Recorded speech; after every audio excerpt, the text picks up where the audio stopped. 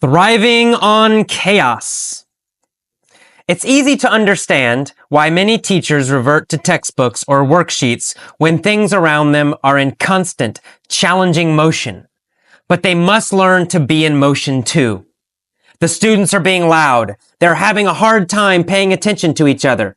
They're having a hard time paying attention to the teacher.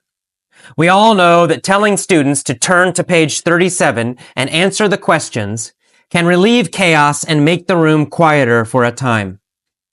I've recently heard of a new trend of teachers using wireless microphones in an effort to keep students' attention and be heard above the other noise in the classroom. Education is not about who can speak the loudest. It's about the students and the teacher wanting to listen to each other.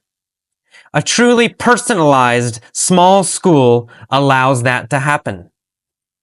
Another reason I look to my friend Tom Peters for ideas on how to deal with the tough moments is because he entitled one of his books, Thriving on Chaos. Tom told me it took him a while to land on that word, thriving. But he was looking for a way of saying you must be ready for and enjoy the process of change. Our schools must be thriving environments, thriving on the chaos and on the beauty. We all need to re-examine our situations from time to time and make sure we are not sticking to old patterns in new situations. Dennis Litke. I like the phrase, thriving on chaos. As we all know, the world is constantly changing, and it's changing quickly. Science, education, travel, technology, and human relationships are evolving rapidly. Sometimes it can feel overwhelming. In fact, many people do become overwhelmed by the pace of change. They may become depressed. They may dig in and become very conservative in an effort to stop or at least slow the change. Some people even become quite bitter about it. Others try to keep up, but can't. Without a doubt, human societies have changed. It's no longer possible to thrive by doing things the way they have always been done. We've always done it that way is no longer a reasonable explanation. In fact, it's an excuse that is a recipe for failure. So, how can we thrive on chaos? How can we not only survive these rapid changes, but learn to enjoy them? How do we use change to enhance our lives? It may seem antithetical, but one of the key ways to thrive on change is to have a set of unchanging principles. A principle is not a rule. Rules are inflexible. They are limiting. They slow us down and make it hard for us to adapt quickly when circumstances change. Principles, on the other hand, are highly adaptable. A principle is a general value, a commitment to something that is deep and meaningful. I must always shake hands when I meet a new person is a rule. If you meet a Japanese person, you may have this rule, and you may become confused. I will always be kind and respectful is a principle.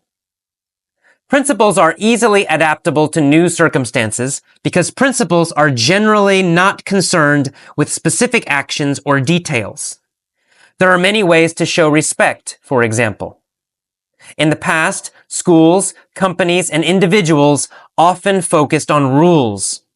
The problem is, students, employees, societies, and individuals have changed. The old rules don't work anymore.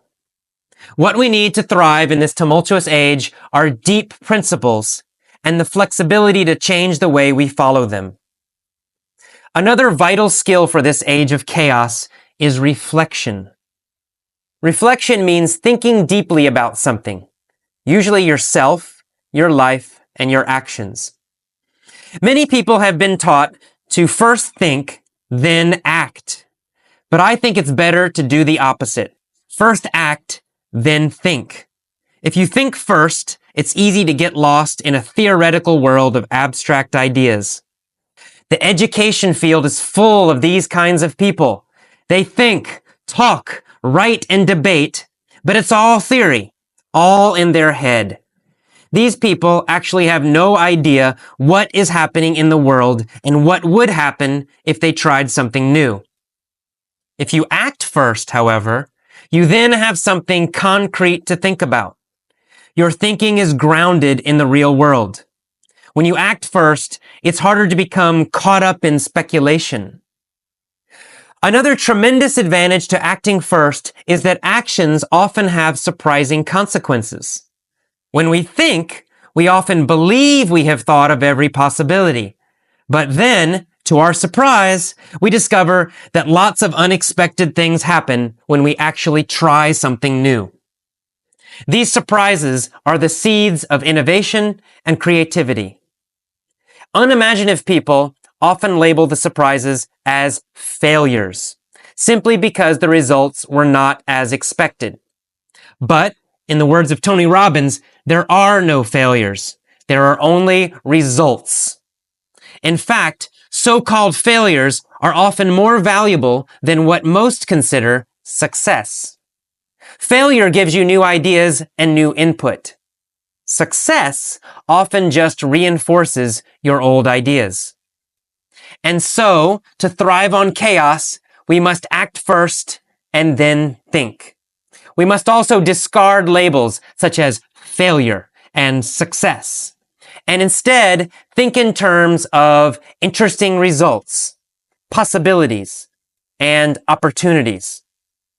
The time for rigid, rule-centered thinking was 100 years ago. In the churning, hyperspeed digital age, the only way to thrive is to stick to your principles, act without fear, and embrace interesting failures. Those who thrive on chaos are those who learn to enjoy the ride. Hello, welcome to the mini story lesson for Thriving on Chaos. Let's get started. Here's the story. Nellie hated the city. The city was antithetical to her personality. In the city, Nellie was always tired and sad. She couldn't thrive in the city. The city was full of noise and churning traffic. Everybody was so hyper-stressed and busy. Nellie often got caught up in city life and became hyper-stressed too. Over time, she became very bitter. One day, she decided that the busy, tumultuous, hyper-stressful life was not for her. So, she moved to the country where she could focus on concrete things, seeing the trees, smelling the clean air, listening to the birds. In the country, Nellie forgot theoretical ideas and problems and became grounded in the reality of the earth and the sky. Now, Nellie is very happy she discarded her old city life. She is happy she discarded the so-called excitement of the city. Now, she is very peaceful. She has learned how to enjoy the ride. Okay, let's do it again, this time with questions. You can try to answer the questions in your head, or if you're alone, you can shout them out quickly. Okay, here we go. Nellie hated the city. The city was antithetical to her personality. Did the city fit her personality? No, the city did not fit her personality. Was the city good for her personality? No, the city was not good for her personality. Was the city similar to her personality? No, it was the opposite, right? It was antithetical to her personality. So was the city antithetical to her personality or good for her personality? The city was antithetical to her personality. Was the city antithetical to her body? No, it was not antithetical to her body. It was antithetical to her personality. Was it antithetical to her emotions? Well, yeah, kind of. It was kind of against her good emotions. It was antithetical to her good emotions, to her peaceful emotions. It went against her peaceful emotions. So the city was antithetical to her personality. In the city, Nellie was always tired and sad. She couldn't thrive. Could she live well? Well, no, she couldn't. She could not thrive. Could she grow and learn in the city? No, she could not. She couldn't thrive. Did Nellie have a very happy, enjoyable, wonderful life in the city? No, she couldn't thrive in the city. Could she thrive in the country? Well, yes, we find out later that she could. In fact, she did thrive in the country. She was very happy and very successful in the country. She had a great life in the country. She could grow and do great things and feel really good and be healthy in the country. But she couldn't thrive in the city. She could not thrive in the city because the city was full of noise and churning traffic. Was the traffic calm in the city? No, it was churning traffic. It was always mixing and turning and going in circles and going everywhere. It was churning traffic. Was the churning traffic really quiet? No, the churning traffic in the city was noisy. People were always, right? Hitting their horns. It was noisy and churning. So turning and mixing and going every direction and also very noisy. The traffic in the city was always churning, always churning. Also, everybody was so hyper-stressed and busy. Were they a little bit stressed? No, they were hyper-stressed. Were they very, very, very stressed? Yes, they were very, very, very stressed. They were hyper-stressed in the city. Were they hyper-peaceful? No, they were not hyper-peaceful. They were not very peaceful. They were hyper-stressed, extremely stressed. Were they hyper-busy? Yeah, you could probably say they were hyper-busy, extremely busy, very, very busy. And unfortunately, Nellie often got caught up in city life, and she became hyper-stressed too. Did Nellie join into city life? Yes, she did. She got caught up in city life. Did she get caught up in peaceful activities? No, she didn't join peaceful activities. She didn't get involved with peaceful activities. She got caught up in city life. Did she get caught up in the stress? Yes, she got caught up in the stress. Did she get caught up in a busy schedule? Yes, she got caught up in the busy life, the busy schedule of the city. She got very caught up in city life, almost obsessed with it, right? Too focused on it, too involved. So she became hyper-stressed too, very stressed also. Over time, she also became very bitter. Did she become happy? No, very bitter. Was she angry for a long, long, long time? Was she stressed for a long, long time? Yes, that's right. She was stressed for a long time, so she was very bitter. Was she bitter about city life? Yes, she was. Was she bitter about her food? No, it's not bitter tasting. She was bitter about her life. Was she bitter about her relationships? No, not about her relationships. She was bitter about the city. She was bitter about the stress and the busy schedule. That's why she was very bitter, very angry, very stressed. So one day, finally, she decided that the busy, tumultuous, hyper-stressful life was not for her. Was the tumultuous life for her? Was it good for her? No, the tumultuous life was not good for her. Was a lot of change and chaos good for her? No, a lot of fast change and chaos was not good for her. The tumultuous life, the chaotic life, was not good for her. Was a tumultuous job good for her?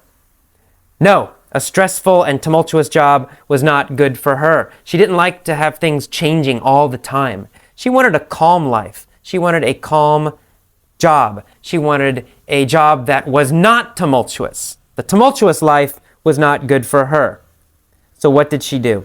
She moved to the country where she could focus on concrete things. Did she want to focus on ideas? No, she did not. She wanted to focus on concrete things. Did she want to focus on abstract things? No, the opposite. She wanted to focus on concrete things, things she could see, things she could smell, things she could hear and touch. What concrete things did she focus on? Well, she focused on seeing the trees, smelling the clean air, and listening to the birds. Are these concrete things? Yes, they are. They're concrete things. They're real life things. So she focused on concrete things in the country. In the country, therefore, Nellie forgot theoretical ideas and problems. Did she forget concrete things? No, she forgot theoretical things. She forgot theoretical ideas. She forgot theoretical problems. She forgot abstract problems. What did she focus on? She focused on concrete things. Did she focus on theoretical problems? No, she forgot theoretical problems. Did she focus on other theoretical things? No, she was not concerned about ideas. She wanted to focus on concrete things. She wanted to become grounded in reality. Did she become grounded in reality? Yes, she became grounded in the reality of the earth and the sky. Was she connected to the earth in the country? Yes, she was. She was connected to the earth and the sky. She was grounded in the reality of the earth and the sky. She was grounded to the earth and the sky. Was she grounded to abstract ideas? No, not really. You can't really be grounded to abstract ideas. She was grounded to the earth. She was grounded to the sky. She was connected to them. She was connected to natural things. Was she grounded to natural things? Yes, she was. She was grounded to natural things. She was grounded to the earth. What about now? Well, now Nellie is very happy. Why? She's happy because she discarded her old city life. Did she discard her new country life? No, she didn't throw her country life away. She threw her city life away. She left the city. She quit the city. She got rid of her city life. She discarded her old city life. Did she discard the earth? No, she didn't throw the earth away. That's impossible. She didn't discard the earth. She discarded her old city life. Did she discard her stress? Yes, that's right. She did. She discarded her stress. She threw it away. Did she discard her sadness? Yes, she did. She discarded her sadness. She got rid of it. Did she discard her busy schedule? Yes, she did. She got rid of it. She discarded her busy schedule. She discarded the stress. She discarded the city life. She got rid of all of it. Now she's happy because she discarded all of that. In fact, she also discarded the so-called excitement of the city. When she moved to the country, did she believe the city was still exciting? No, she called it the so-called excitement. People say it's exciting, people believe the city is exciting, but actually it's not. It's so-called excitement. She doesn't really believe it's excitement anymore. Okay, why is she very peaceful now? Because now Nellie's very peaceful. What has she learned to do? Has she learned to focus on results? Success? No, she's not focused on results. Now Nellie has learned to enjoy the ride. Does she enjoy the process of living now? Yes, she does. She enjoys the ride. She enjoys everyday living. Does she enjoy the process of everyday life? Every little thing, eating and taking care of herself and walking and looking at things. Yes, that's right. Now she has learned to enjoy the ride. She's not focused on results now. Now she's focused on the present time, what she is doing, the process. She is focused on enjoying the ride. Because she's learned to enjoy the ride, she's very peaceful. Okay, one last time for this story. This time I will say a few of the phrases using the key vocabulary, and I want you to repeat the phrases. Okay, try to copy my pronunciation. Exactly. Pretend you are an actor, not a student. Copy my tone, copy my stress, copy my pronunciation, everything. Okay, here we go.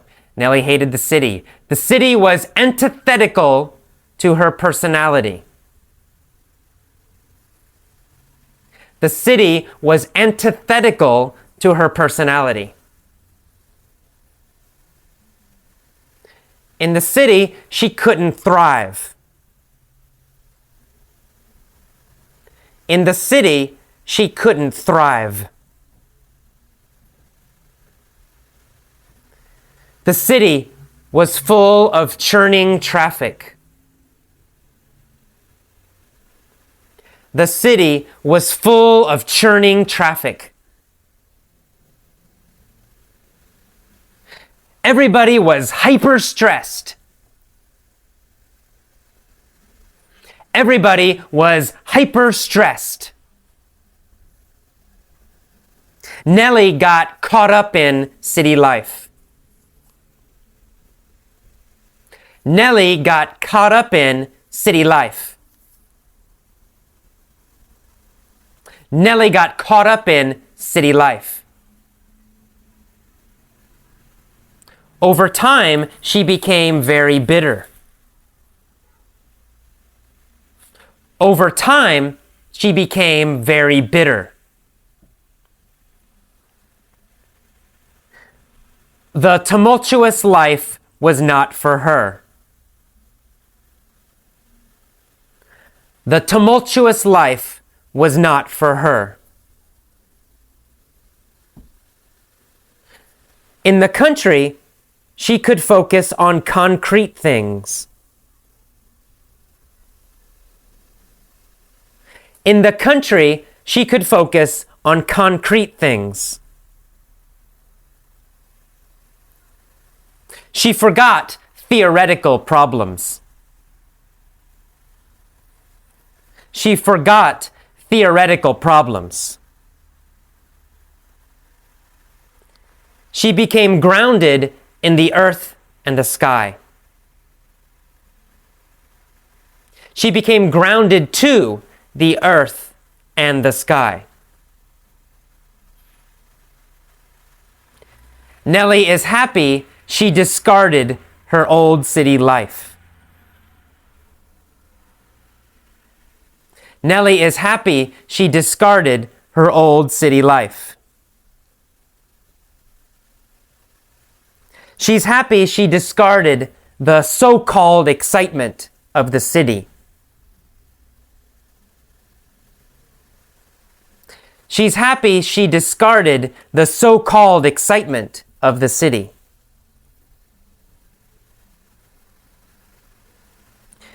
She has learned how to enjoy the ride.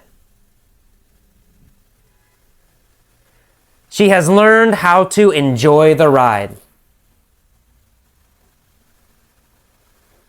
Okay, that is all of the mini story. Please listen to this lesson many times. When you replay the lesson, use your pause button.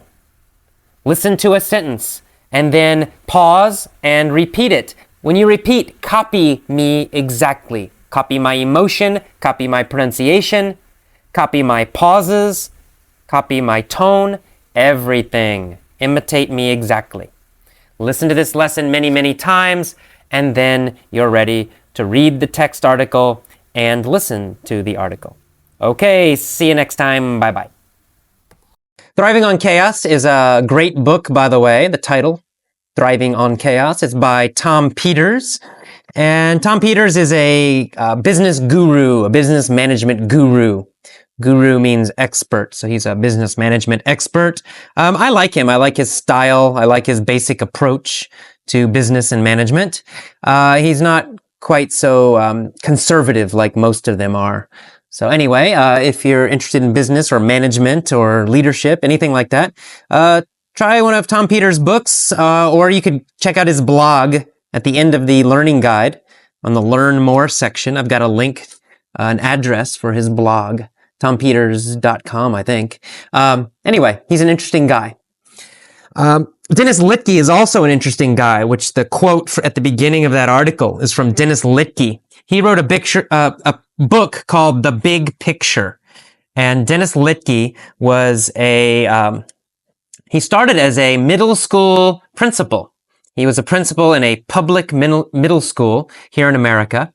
And, of course, he started the school, when he took over, when he became the boss, the school was in bad shape. It was really bad. And over time, over a couple years, he made it into a really great school, really, really good school. The students did very well. But he was still frustrated because he felt that in the public school there were too many rules, too many problems. He couldn't do what he wanted to do. So he started his own school, and he got people to donate to help build this school. The school is not just for rich people, even though it's private. They take a lot of people who don't have money. So they get money from the community, from businesses, things like that. It's a really interesting school. And in fact, I think now he has many schools. So check out that other link on the learning guide about Dennis Littke. He's a very interesting guy. But let's go back to the basic theme, which is thriving on chaos, succeeding when times are changing very fast.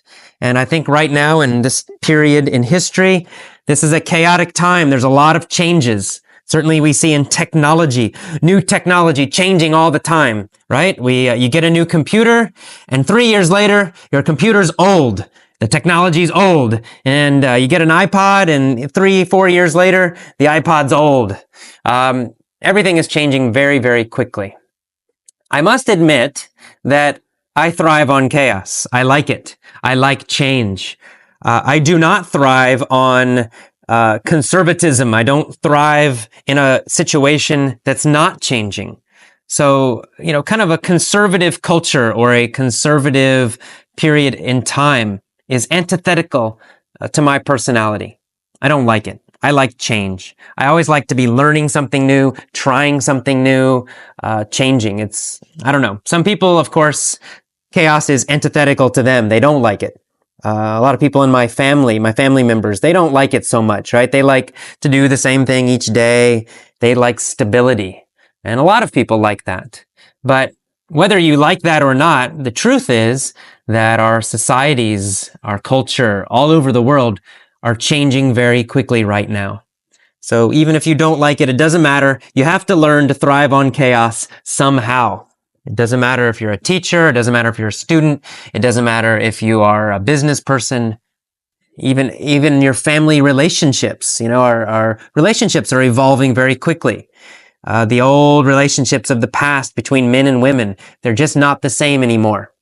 And in many ways, I think that's a good thing. I think a lot of women think that's a good thing. I don't know about men, but a lot of women do think that's a good thing. So anyway, everything's changing quickly, and we got to learn to change with it. I once went whitewater rafting. I've been several times, actually. But I remember something when I went the first time. There was a guide for the raft. Whitewater rafting is when you go on a river that's very big river, right? Huge waves, and it's a little bit dangerous. And the guide told us in our little group, he said that when you come to the rapids, when you come to the fast part of the river, where it's very tumultuous, right? This part of the river is tumultuous, a lot of rocks, the river's changing quickly. It's easy to fall out of the boat. It's easy for the boat to hit a rock and turn over, and everybody falls out. So he said the secret is when you come to the rapids, when you come to the tumultuous part, you have to row faster. You have to make the boat go faster than the river. If you are going faster than the river, you still have some control. You can control the boat. But if you do the opposite, if you try to go slower, if you try to slow down, if you fight against the river, then you're going to have a problem. Then you lose control and you're going to hit a rock and you're going to fall out or fall over. So I think that's a great metaphor, a great analogy for life in general, that when the time is changing a lot, when the environment's changing quickly, you need to go faster. You need to change faster than the environment. If you change faster, you actually will keep some control and you will be able to adapt quickly and thrive. On the other hand, if you try to resist the change, if you try to slow down, if you try to go against it, that's when you lose control. That's when you become overwhelmed. That's when the environment will defeat you and you are going to be in a very bad situation.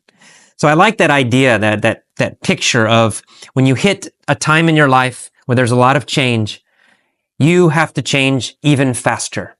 That's how you survive. That's how you thrive. Anyway, it's a good analogy. I like it. I try to use it in my life. When things start changing in my life, even if I don't like it, I realize I can't resist it. I can't fight against it. I have to actually change myself much faster. Anyway, think about it. Give it a try. That's AJ's wisdom for the day. Another thing I talk about in the article is the idea of acting first and then thinking. And I think this is a good idea. This is a Tom Peters idea. He talks about it a lot, and I agree with it, that sometimes we get too caught up in thinking, right? We think and we think and we think. We have some problem and we want to think about it. And we think and we think and we think and we think and we think and we think too long. And if you think too much, you become paralyzed. You can't act, right? You get stuck thinking. And it's easy to become depressed. It's easy to become worried. It's easy to become scared if you just think and do nothing else. But action can kind of break the fear.